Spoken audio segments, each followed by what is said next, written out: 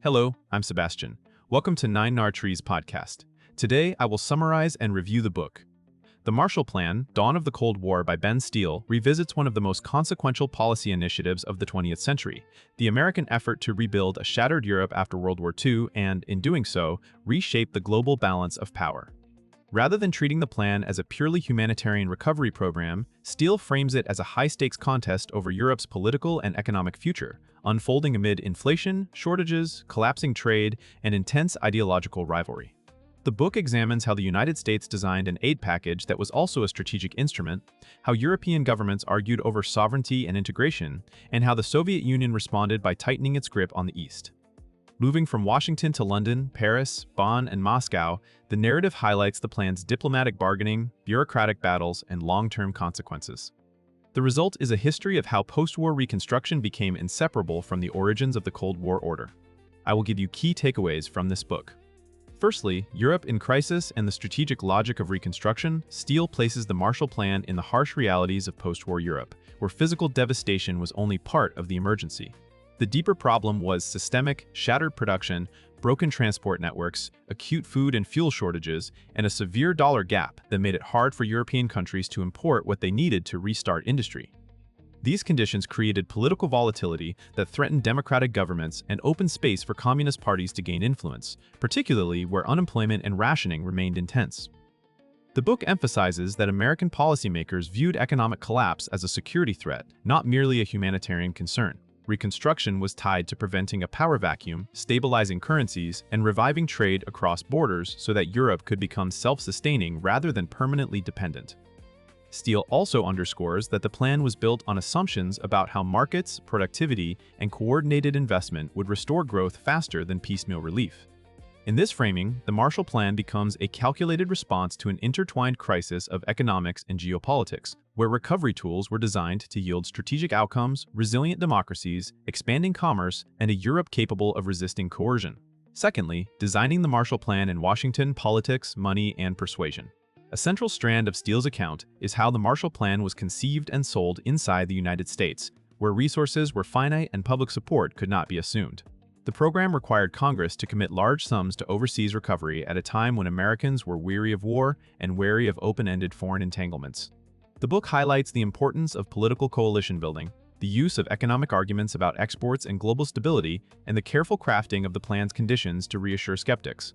The narrative also shows that the plan was not a single, smooth blueprint, but a product of bureaucratic negotiation among departments and advisors with different priorities, including concerns over inflation, domestic budgets, and the acceptable degree of European autonomy. Steil examines how American leaders framed aid as an investment with returns. A revived Europe would buy American goods, reduce the need for repeated emergency assistance, and help anchor a stable international system. He also details the role of diplomacy and messaging, where clarity of purpose mattered as much as dollar figures. In this light, the Marshall Plan emerges as both an economic program and a political achievement requiring sustained persuasion at home. Thirdly, Europe's choices, sovereignty, integration, and the conditions of aid. Steil stresses that the Marshall Plan was not simply imposed on Europe, it forced European governments to make difficult choices about coordination, reform, and the limits of national independence. Accepting American assistance typically meant embracing a degree of transparency, planning, and collaboration with neighbors, since the United States wanted the aid to rebuild trade networks rather than reinforce protectionism and fragmented markets. The book explores how different countries approached the challenge based on their domestic politics, colonial obligations, labor tensions, and post-war social contracts. It also considers the tensions between short-term survival and long-term restructuring, as leaders weighed currency stabilization, industrial modernization, and import priorities against public demands for immediate relief. A key theme is that the plan accelerated European integration by encouraging joint economic planning and shared goals, helping lay groundwork for later cooperative institutions. At the same time, Steil shows that this integration was contested, with fears that coordination could weaken national control or advantage certain industries and regions. The Marshall Plan thus becomes a catalyst that pushed Europe toward collective solutions, not out of idealism alone, but because recovery required scale, coordination, and credible commitments that individual states struggled to achieve on their own. Fourthly, Soviet rejection and the hardening of the East-West divide. In Steil's telling, the Marshall Plan did not merely respond to a divided Europe, it helped define and solidify that division. The book examines why the Soviet Union rejected participation and pressured Eastern European states to do the same. From Moscow's perspective, the plan's requirements for openness, coordination, and engagement with Western markets threatened to erode political control and expose the weaknesses of centrally directed economies. Steil highlights the diplomatic maneuvering around the initial invitation and the subsequent Soviet effort to prevent defections from its sphere, portraying the decision as a turning point in the consolidation of the Cold War blocs. The refusal also had practical consequences. It limited the ability of Eastern Europe to access capital, technology, and trade links at a moment of intense need, while pushing the West toward tighter cooperation and security planning. The plan thereby became a visible symbol of competing models of economic organization and political legitimacy.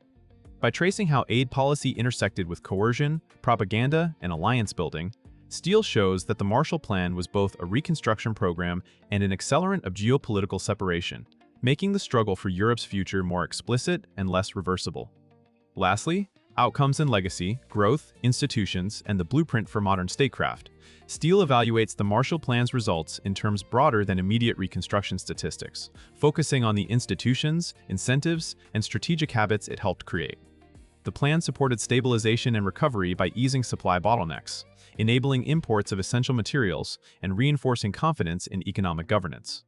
Yet the book also treats its success as institutional. It encouraged cross-border planning, strengthened administrative capacity, and helped normalize a model of American leadership that linked economic assistance to political goals. In this sense, the plan shaped how the United States would conduct foreign policy for decades, using aid, trade, and alliance structures as complementary tools.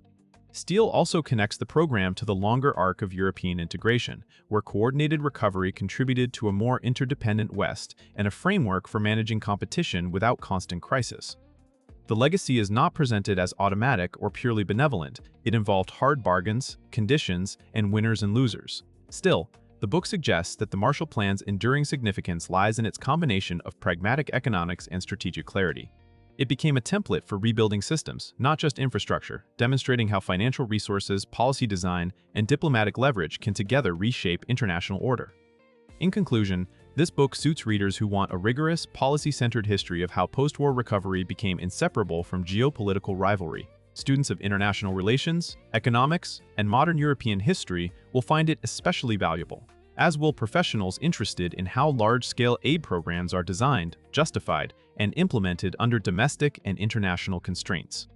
The practical benefit is perspective. Steil shows how currency stability, trade balances, institutional capacity, and alliance politics interact, helping readers think more clearly about today's debates on reconstruction, sanctions, strategic assistance, and the limits of nation-building.